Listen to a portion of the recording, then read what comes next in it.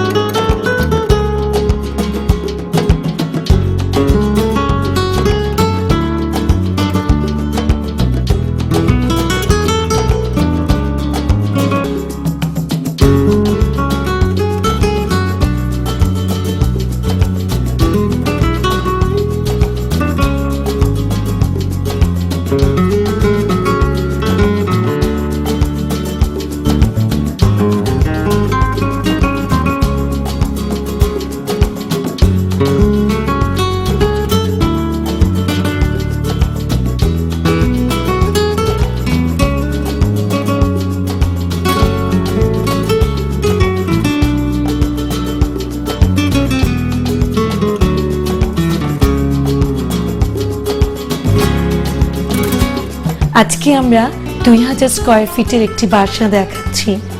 এখানে প্রথম থেকেই চিন্তা ছিল ইন্টেরিয়ারের থিমটা হবে অন্যরকম, খুব স্লিক এবং সিম্পল।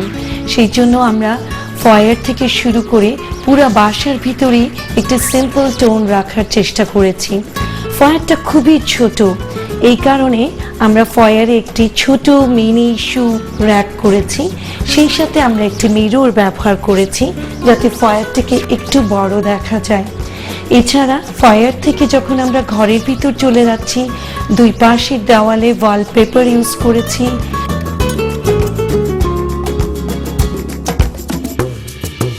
সিম্পল একটি ফল সিলিংও করেছি। ফল সিলিংটার দিকে দেখুন, খুব সিম্পল স্ট্রেট লাইন, তিনটি মাত্র স্পটলাইট ইউজ করা হয়েছে যাতে দুপাশের দেওয়ালকে উজ্জ্বল করা যায়।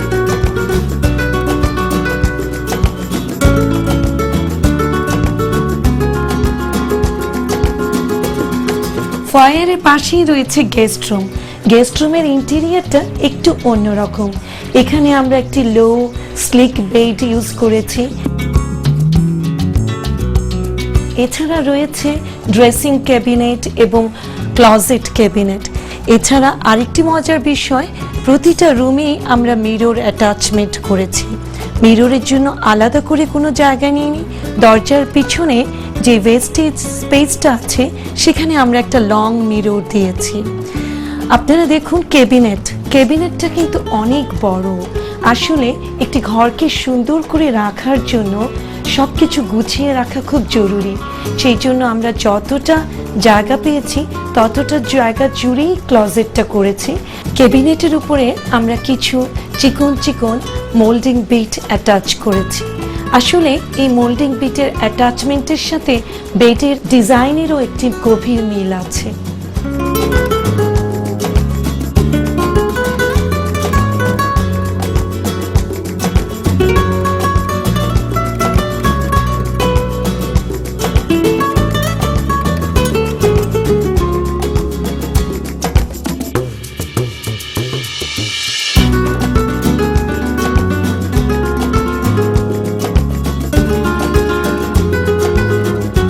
ফয়ারের পরেই আছে আরেকটি important space, formal living.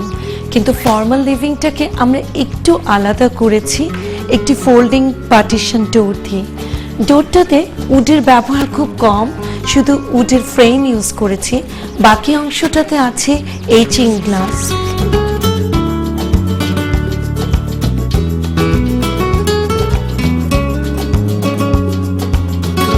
ডোরটাকে open এবং ক্লোজ করার ভিতর দিয়ে ফর্মাল লিভিংটি আলাদা হয়েছে।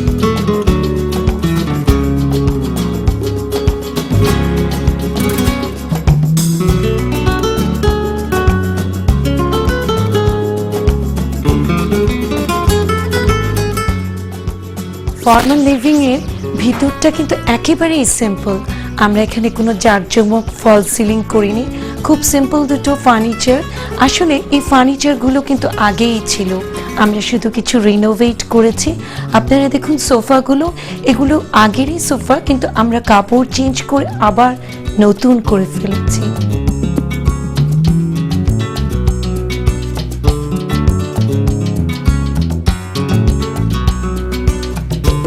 এছাড়া আরেকটি গুরুত্বপূর্ণ বিষয় হচ্ছে এই রুমে দুটি দরজা ছিল।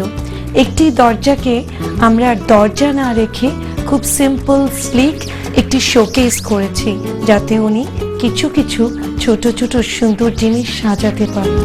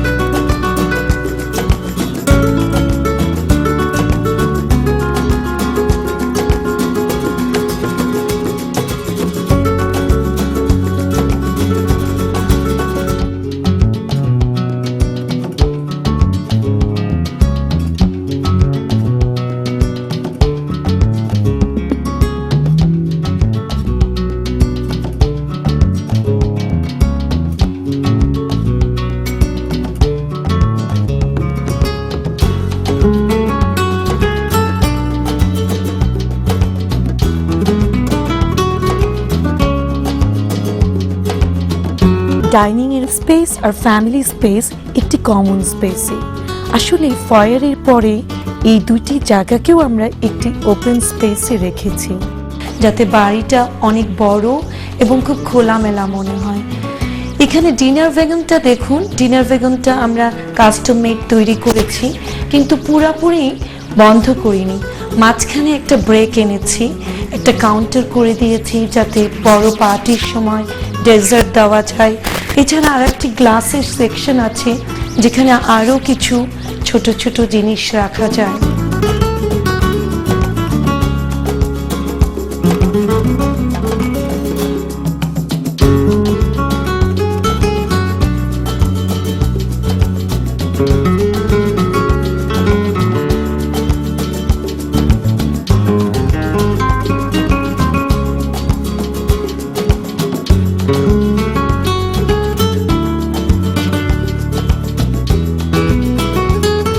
ডাইনিং এর উপরে রয়েছে একটি স্লিক ফল সিলিং।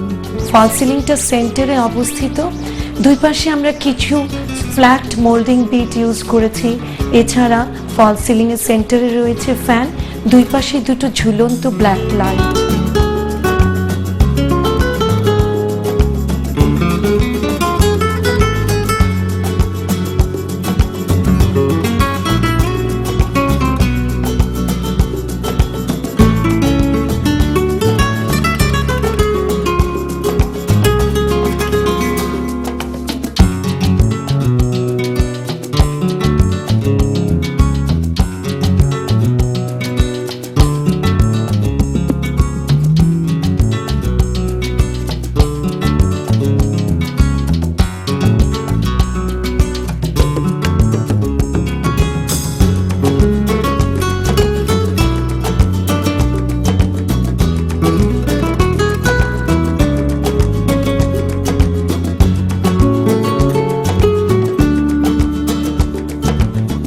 ডাইনিং এর পাশেই রয়েছে হ্যান্ড ওয়াশ জোন, খুব স্মল স্পেস, তার মধ্যেই আমরা ব্ল্যাক গ্রানাইটের উপর একটি টপ কাউন্টার বেসিন বসিয়েছি।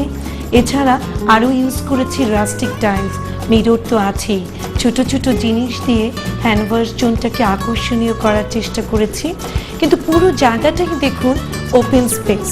এই স্পেসকে আমরা কোনো ডিভিশন তৈরি করিনি, শুধুমাত্র উপরে একটি স্লিক ফল সিলিং দিয়ে একটা আলাদা স্পেসের জায়গা তৈরি করেছি। এই জায়গাটা হচ্ছে ফ্যামিলি লিভিং, ছোট্ট একটি সোফা, এছাড়া রয়েছে আরেকটি ক্লাসিক্যাল ডিজাইনের সোফা। এই দুটো দিয়েই ফ্যামিলি লিভিং। এছাড়া এখানে রয়েছে একটি বুকশেলফ ও শোকেস।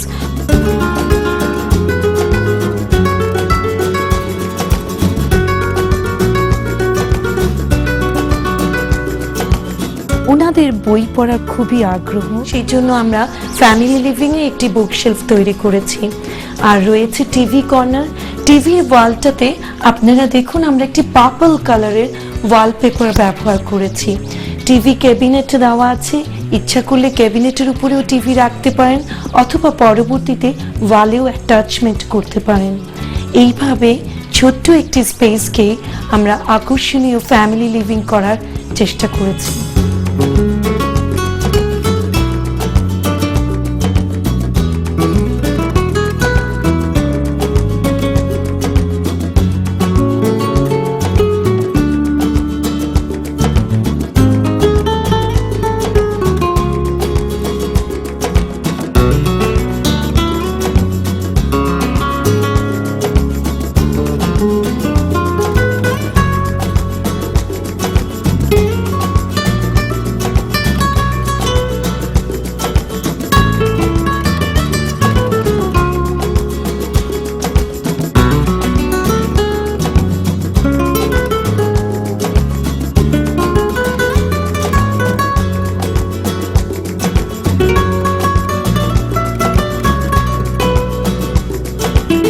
এখন আমরা মেয়ের রুমে এসেছি।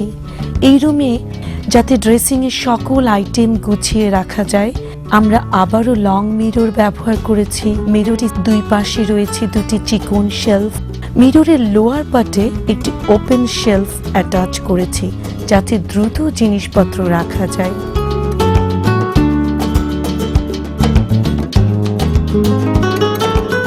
এই রুমে রয়েছে বিল্ট ইন ক্যাবিনেট। যেহেতু বিল্ট ইন ক্যাবিনেটের উপরে উইন্টার ক্লজেট করা যায়, সেজন্য সেই ব্যবস্থাও করেছি। ক্যাবিনেটের উপরে শাটারে মোল্ডিং বিট ব্যবহার করেছি। এছাড়া লং হ্যান্ডেলও ব্যবহার করেছি যাতে কন্টেম্পোরারি লুক আসে।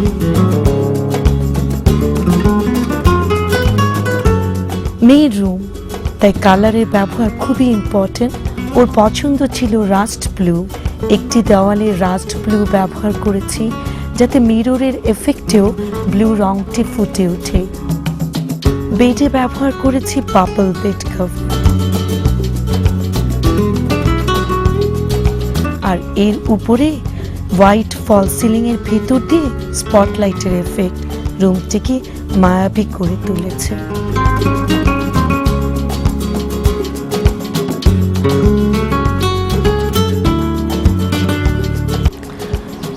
প্রতিটা রুমের দরজাগুলো একটু অন্যরকম।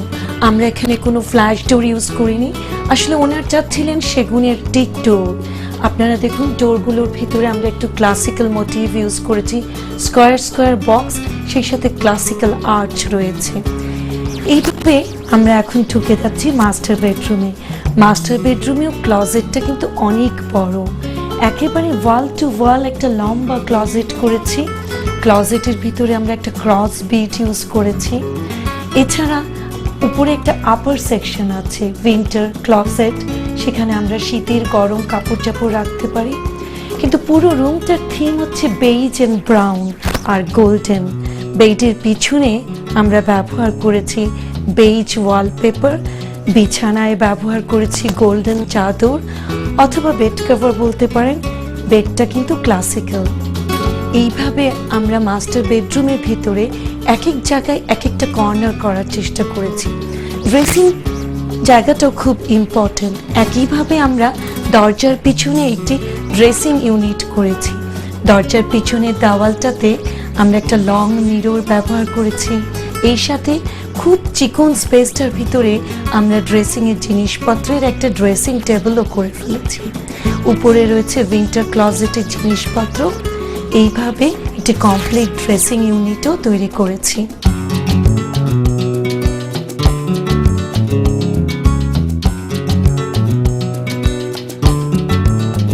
বেডের অপোজিটেই আছে টিভি কর্নার। টিভি ওয়ালটাতে আমরা একটা ব্রিক টেক্সচারের রাস্টিক টাইলস ইউজ করেছি। এছাড়া টিভিটা স্লিক এলইডি, এটাকে আমরা ওয়ালের সাথে অ্যাটাচ করে দিয়েছি। কিন্তু নিচে রেখেছি ছোট্ট স্লিক একটি ক্যাবিনেট, যাতে কিছু জিনিসপত্র রাখা যায়। এইভাবে একটি কম্প্যাক্ট ফার্নিচারের ভিতর দিয়েই মাস্টার বেডরুমটাকে সাজানোর চেষ্টা করেছি।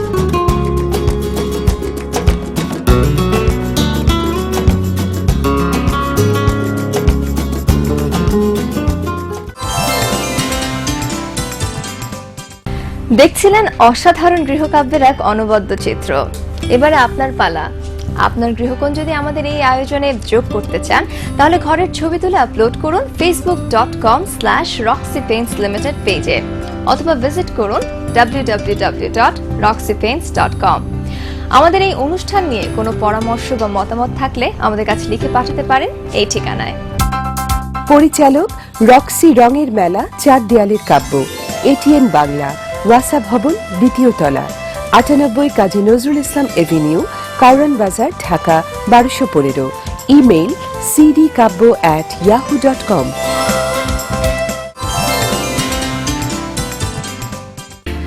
একটু খেয়াল করে দেখবেন, অপ্রয়োজনীয় কথা শুনতে আমরা মোটেও পছন্দ করি না। তবে কথা যদি হয় দরকারি, তবে তা শুনি মনোযোগ দিয়ে। এবারে কিছু প্রয়োজনীয় কথা শুনবো একজন বিশেষজ্ঞের আলাপচারিতায়। একটুকু কথা শুনি এই পর্বে। প্রিয় দর্শক, আমাদের আজকের পর্বে আমরা আমন্ত্রণ জানিয়েছি রেডিয়েন্ট ইনস্টিটিউট অফ ডিজাইনিং এর chairperson, interior designer Gulshan Nasrin চৌধুরীকে। স্বাগতম আমাদের আয়োজনে। কেমন আছেন আপনি? ভালো। ইদানিং অনেক সময় আমরা দেখি যে ইন্টেরিয়র ডিজাইন করতে গিয়ে বিভিন্ন বিষয় মাথায় রাখতে হয়। তার মধ্যে আমার মনে হয় আবহাওয়াটাও একটা বড় ইম্প্যাক্ট ফেলে। আপনার কি মনে হয়? অবশ্যই, কারণ আবহাওয়ার উপরে নির্ভর করেই কিন্তু একটা বাসা বা অফিসকে আমরা কমফোর্ট দিই না। তো যেমন শীতকাল হলে এক ধরনের সেট আপ হয়, তখন এক ধরনের ফার্নিচার, এক ধরনের অ্যাক্সেসরিজ ইউজ করি আমরা। আবার গরমকাল আসলে আরেক রকম। ডেফিনেটলি গরম থেকে যখন আমরা কাজ টাজ সেরে বাড়িতে ফিরি, আমরা চাই একটা স্বস্তি, একটা somewhere we are like in heaven. ওই অনুভূতিটা কিভাবে আমরা আনতে পারি ইন্টেরিয়র ডিজাইনের মাধ্যমে? এন্ট্রেন্সে আমাদের স্পেস যদি থাকে, আমরা ইনডোর প্লান্টস ইউজ করবো। হ্যাঁ, তো আমরা সবুজ দিয়ে শুরু করলাম, তারপরে ভিতরে আসলাম। ড্রয়িং রুমের যে পর্দাগুলোর সম্পূর্ণ বাসায় কিন্তু পর্দার একটা বিশাল ভূমিকা। আর প্রত্যেকটা রুমেই সাধারণত দেখা যায় যে আমরা 3টা দেয়ালকে অফ হোয়াইট যদি করি, একটা দেয়ালকে একটু কালারফুল অথবা একটু মানে ডেকোরেটিভ কিছু করি। হ্যাঁ, তো সেই ক্ষেত্রে আমরা সাধারণত যদি আমার দেয়ালের একটা পার্ট রেড কালার হয়, আমরা সাধারণত পর্দাতে একটু লালের ছোঁয়া দিই। আচ্ছা, তো এখন গরমকাল যখন আসে, তখন কিন্তু আমরা পর্দাটাকে অফ হোয়াইটে আসতে পারি। অফ হোয়াইটের মধ্যে আমরা লেস লাগাতে পারি, অফ হোয়াইটে আমরা শার্টিন পেলমেট ইউজ করতে পারি, অফ হোয়াইটে আমরা ব্লকের কাজ করতে পারি। হ্যাঁ, তো তাতে কি হচ্ছে, ঢুকেই একটা মানে এই যে অফ হোয়াইট কালারটা, এটাও কিন্তু একটু শান্তি, একটু ঠান্ডা একটা ভাব আসে। আবার যদি এমন হয় যে আমাদের জানলা দিয়ে প্রচুর রোদ আসবে, সেই ক্ষেত্রে আমরা পেছনে ভারী পর্দা ইউজ করব। আচ্ছা, আর সামনের পার্টটা থাকবে অফ হোয়াইট পর্দা, যেন বাইরের তাপ ভেতরে না আসে। তারপরে যেটা হচ্ছে, বাসায় যদি আমাদের স্পেস বেশি থাকে এবং ছোট বাচ্চা না থাকে, সেই ক্ষেত্রে কিন্তু আমরা মাটির যে বড় বড় পটারি, বড় বড় পটগুলো, সেই পটে আমরা ঠান্ডা পানি রাখতে, বরফ রাখতে পারি, পানি রাখতে পারি, রেখে ওখানে কিছু ফ্লোটিং ফ্লাওয়ার, গোলাপের পাপড়ি, হ্যাঁ, এই জাতীয় কিছু জিনিস সাজিয়ে রাখতে পারি। সন্ধ্যার দিকে হয়তো একটু ফ্লোটিং ক্যান্ডেল দিতে পারি। তাহলে কি হবে, যখন ফ্যান চলে তখন এই ঠান্ডা পানির যে মানে বাষ্প যেটা আসে, এতেও কিন্তু রুমটা ঠান্ডা হয়ে যায়। বাহ, তা এবং তো- এই জিনিসটা বিশেষ করে আপনি বেডরুমের জন্য খুবই উপযোগী, কারণ বেডরুমের একটা কোণায় আপনি গোলাপের পাপড়ি ছিটিয়ে রাখলেন পানিতে এবং ফ্যান বা এসি চললো, তো আপনার একটা ঠান্ডা একটা আবহাওয়া তৈরি হবে। চমৎকার।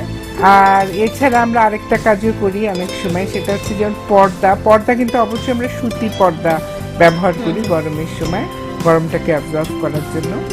আবার আমরা যদি স্প্রে মেশিন, যেগুলো আমরা সাধারণত গাছ স্প্রে করার জন্য নেই, ওখানে আমরা পানিতে একটু যদি গোলাপ জল মিশিয়ে দিই, দিয়ে পর্দাগুলোকে একটু স্প্রে করে ভিজিয়ে রাখি, হ্যাঁ হ্যাঁ, তাহলে কি হবে, যখন ফ্যান চলবে বা এসি চলবে বা বাইরের বাতাস আসবে, তখনও কিন্তু একটা হালকা ঠান্ডা ভাব আসবে, যেহেতু পর্দাটা একটু ভেজা ভেজা। আচ্ছা, আবার হচ্ছে যে সাথে একটা সুন্দর সুগন্ধ আসবে। বাহ, চমৎকার। আমার মনে হয় এই আইডিয়াগুলো যদি দর্শকরা ব্যবহার করেন বা কাজে লাগান, অনেকের ক্ষেত্রে হয়তো এসিটা সব রুমে লাগানো সম্ভব হচ্ছে না, তখন এভাবে তারা মানে কাজটাকে করে নিতে পারছেন, আবহাওয়াটাকে একটু নিজের মতো করে আরাম করে নিতে পারছেন নিজেরা। আবার দেখতেও সুন্দর এক্স্যাক্টলি। লাগছে। একটু যদি শীতকালের আইডিয়াটা আমরা যে জানিয়ে রাখতে যাচ্ছি দর্শকদের। শীতের সময় ঠিক উল্টা হয়ে যায়, কারণ শীতের সময় দেখা যায় যে পর্দাগুলো তখন আমরা সিনথেটিক পর্দায় চলে আসি, কারণ যে তখন পর্দা শুকাতে চাবে না, রোদ আচ্ছা। কম থাকবে, তো একটু সিনথেটিক পর্দা, তখন আবার কালারগুলো একটু ওয়ার্ম কালার, হ্যাঁ, একটু আছে। ইয়েলো, একটু অরেঞ্জ, যেন এনভায়রনমেন্টটা একটু গরম গরম একটা ভাব থাকে। শীতে যেমন, গরমকালে যেমন আমরা সব কার্পেটগুলো তুলে দিই, হ্যাঁ, জাস্ট টাইলসটা খুব সুন্দর করে মোছা থাকে। ড্রয়িং রুমের একটা কোণে আমরা শীতল পাটি ব্যবহার করতে পারি, বেডেও আমরা শীতল পাটি ব্যবহার করতে পারি, শোয়ার আগে পাটি একটু ঠান্ডা পানি দিয়ে মুছে নিয়ে শুতে পারি ওটা। এই জিনিসগুলো কিন্তু ফিরে ফিরেই আসছে, জাস্ট আমরা এগুলোর একটু ইউজটা মানে ডিফারেন্ট, বা এটার ডিজাইন, মোটিভ, এগুলো একটু চেঞ্জ করে নিচ্ছি। আমার মনে হয় আজকের এই কথোপকথন থেকে এই মুহূর্তে আমাদের দর্শক যারা টিভি সেটের সামনে বসে আছেন, নতুনত্ব অনেক কিছুই তারা পেয়েছেন এবং তারা হয়তো এগুলো টিপস ব্যবহার করে কাজে লাগাবেন তাদের ইন্টেরিয়র ডিজাইন করার ক্ষেত্রে, অথবা আপার সাথে আপনারা যোগাযোগ করতে পারেন। আপা, অনেক ধন্যবাদ আজকে আমাদেরকে সময় দেওয়ার জন্য এবং আমাদের সাথে এই পয়েন্টসগুলো শেয়ার করার জন্য। রক্সি পেইন্টসের সৌজন্যে আপনার জন্য এই উপহার। অনেক ধন্যবাদ আপনাদেরকেও, রক্সি পেইন্টকেও। শুনছিলেন একজন বিশেষজ্ঞের আলাপচারিতা। এবারে চারুবাক্যের আয়োজনে থাকছে প্রয়োজনীয় কিছু পরামর্শের কথা। ঘর সাজাতে রঙের ব্যবহার বিশ্বজুড়ে, তবে ঘরে রং ব্যবহারের আগে জানা উচিত রঙের উত্তাপ সম্পর্কে। ভাবছেন রঙের আবার উত্তাপ? হ্যাঁ, রঙেরও একটা নিজস্ব ভাষা আছে। তাই বলছিলাম, একজন বিশেষজ্ঞের পরামর্শে রাঙিয়ে নিন আপনার প্রিয় ঘরটিকে। গৃহিণীদের বেশিরভাগ সময় কাটে রান্নাঘরে, আর এই রান্নাঘরটা যদি না হয় আরামদায়ক, তবে একমাত্র ভুক্তভোগীই জানে তা কতটা কষ্টের। তাই বলছিলাম, দুঃসহ গরমে রান্নাঘরে ব্যবহার করুন এক্সস্ট ফ্যান। এতে শুধু গরমই কমবে না, সারা বাড়িকে তেল চর্বি ধোয়ার হাত থেকে রক্ষা করবে অনায়াসে। একটা পাখির নীড়, সেও কত সুন্দর, কত যত্নে তার বুনন।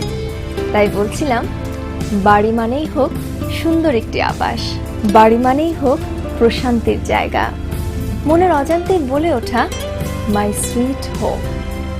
প্রিয় দর্শক, আজ এই পর্যন্ত। আবারও দেখা হবে, কথা হবে রক্সি রঙের মেলা 4 দেয়ালের কাব্য পাঠে আগামী আলাপনে। সে পর্যন্ত ভালো থাকুন প্রতিটি মুহূর্ত। শুভকামনা সবার জন্য।